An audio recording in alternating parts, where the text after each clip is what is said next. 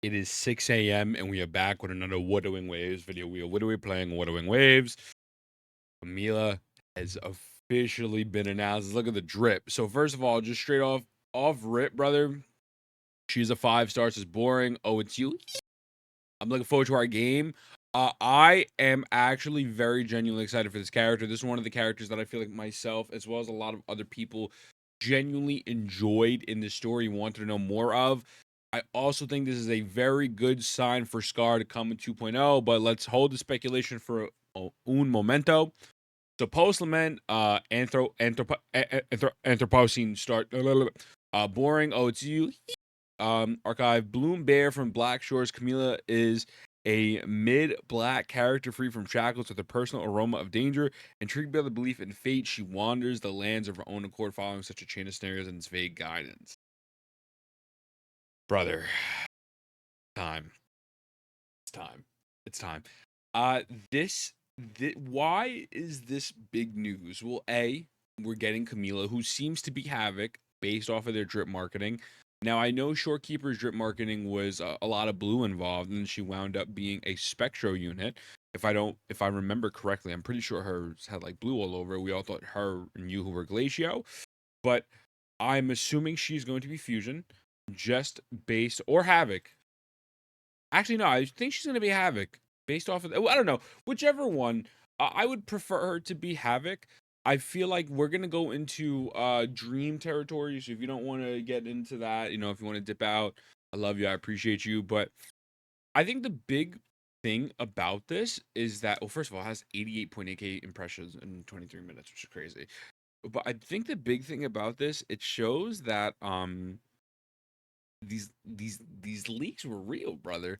Like these leaks were real. I don't remember what they were saying she would be, truthfully. I want to say they said she was a Havoc sword user. I would love to see her in a sub DPS role. I don't think we have a true, genuine sub DPS to follow up with Havoc Rover at the moment. If she was a main Havoc DPS, I wouldn't necessarily be annoyed by that. But we are sitting on Donjon, I think, is more of a DPS than a sub. You could play Donjon as a sub, but I like her more as a DPS. And we are sitting on Havoc Rover, who eventually, once you get them to S6, are going to be really, really good. So, I don't know if we necessarily need another DPS, but I mean, also at the same time, a lot of DPSs fill different roles. It's not, excuse me, it's not just like a straight up DPS in this game. Like, for example, you look at someone like Gion. I'm just going to go to Pridewind for a moment just to pull up all the characters. You look at someone like Gion, who was a DPS unit, but he's mainly there for AoE damage and CC.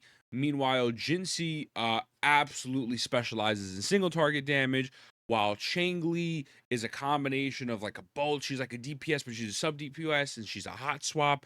And then, Encore's a hot swap DPS. And then you have Zhang Liao, who is, again, this hot swapping character who's good for single target, not good for CC. Like, the roles that they have in this game are very unique.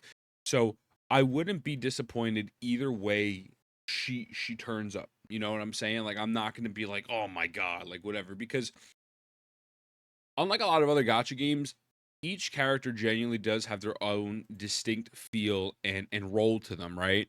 Except Alto's the drizzling sheds. But everyone else really can fill multiple roles, and it just feels unique. So I'm hoping for some sort of Havoc sub, because I think that'd be really cool. But we'll see, man. I mean, if I don't know if there's any other like real information on her kit, to be honest with you. Um, I don't know. Let's see, because I don't really think I know there was audio files. Like there was audio files of her skills, which I cannot play. But the other thing that this brings up to me is that I think is a very big green flag is 2.0 is closer than we expected. A lot of people were theorizing that it was going to be Camellya 1.4, and then after that we would go to 2.0, and at that point we could potentially get Scar and then another different 5 star. And then I know there were some people walking back the leak saying, "Oh, it might. I was just streaming yesterday. People saying it actually might not be Camellya. It might be someone completely different. It seems like there's mistranslation, which happens all the time. In Wuthering Waves, nobody knows how to translate anything, including their own company. But 2.0 coming faster, I think is only a positive thing, and I truly do believe, indubitably, I think they're holding back a little bit for 2.0 to make it special. And so, excuse me, I'm not mad at that. Although I wish they would, honestly market the game more. But this is a good sign, man. This is a good sign, and if the leaks are true, man, you know what I'm saying? Like we're in good shape. We're in good shape.